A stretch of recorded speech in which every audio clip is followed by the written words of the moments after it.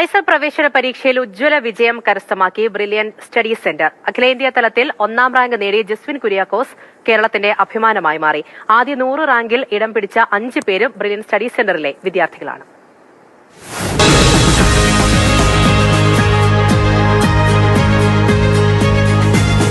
Indian institutes of science education and research പ്രവേശന പരീക്ഷയിൽ മികച്ച നേട്ടമാണ് ഇത്തവണ ബ്രില്യൻ സ്റ്റഡി സെന്റർ സ്വന്തമാക്കിയിരിക്കുന്നത്.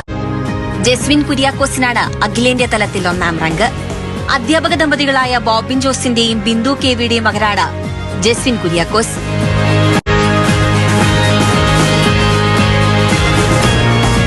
അഖിലേന്ത്യാ തലത്തിൽ 10ാം റാങ്ക് തിളക്കവുമായി തിരുവനന്തപുരം സ്വദേശി ജോഷുവ ജെയ്സൺ കേരളത്തിൽ 2ാം റാങ്ക് സ്വന്തമാക്കി.